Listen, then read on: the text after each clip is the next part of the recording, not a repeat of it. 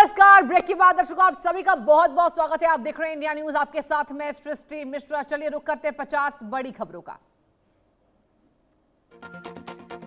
इस्तीफे के बाद संसद पहुंचे धर्मेंद्र प्रधान। बीजेपी सांसदों ने धर्मेंद्र प्रधान का किया स्वागत। दिल्ली के संसद में विपक्षी नेताओं की बैठक। मल्लिकार्जुन खड़गे के दफ्तर में की गई बैठक।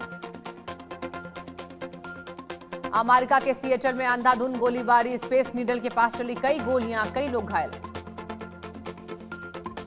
संसद में लोक परीक्षा संशोधन विधेयक आज पेश। केंद्रीय मंत्री जितेंद्र सिंह लोकसभा में पेश करेंगे विधेयक।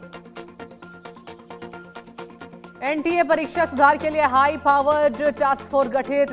पीएम मोदी के आदेश पर हाई पावर टास्क फोर्स गठित हुआ। पेपर लीक पर अब सख्त वार। दोषियों पर 10 करोड़ जुर्माना लगाने का प्रावधान। 2 महीने में जांच पूरी करना होगा अनिवार्य। पेपर लीक मामले पर पीएम मोदी बोले, संसद में सख्त कानून बनाने की तैयारी। असम में बाढ़ से भारी तबाही। खतरनाक स्तर पर नदियों का जल स्तर। 68 लोगों की मौत, कई लापता। पीएम मोदी ने टास्क फोर्स बनाने का किया ऐलान। परीक्षा सुधार के लिए नई पहल शुरुआत हुई। नंदन नीलेकणी के नेतृत्व में हाई लेवल कमेटी गठित। इन्फोसिस के सह संस्थापक है नंदन। डिजिटल इंडिया के फाउंडर भी। जंतर मंतर के आसपास कड़ी बैरिकेडिंग की गई। टॉलस्टॉय मार्ग पर सुरक्षा बढ़ाई गई।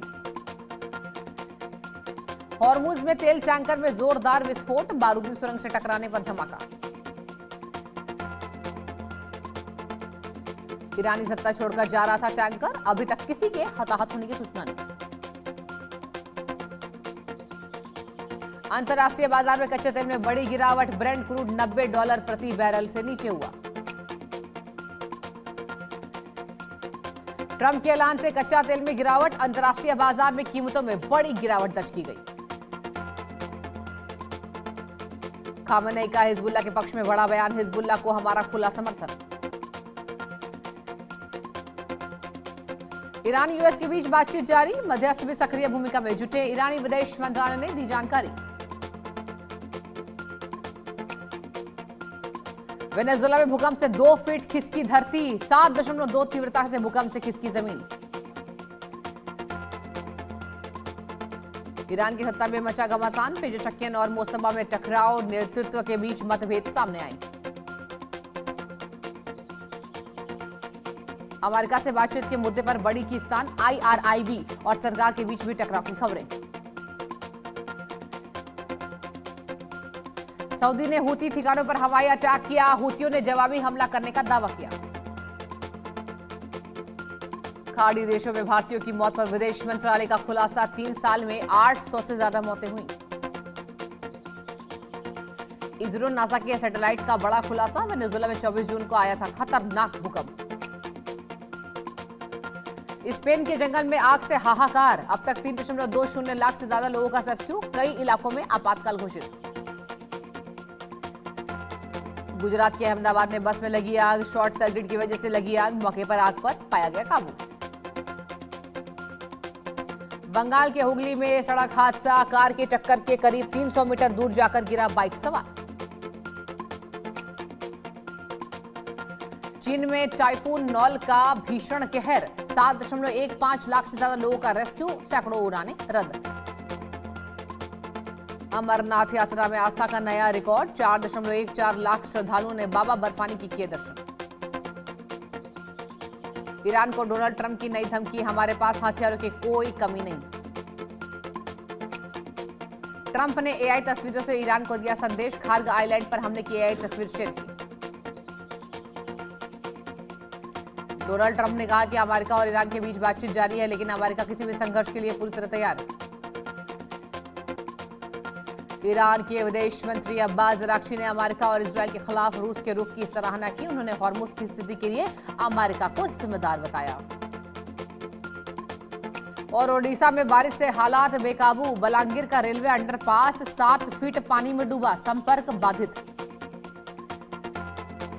पाकिस्तान में बारिश का कहर जारी। 24 घंटे में 7 लोगों की मौत, 20 लोग घायल।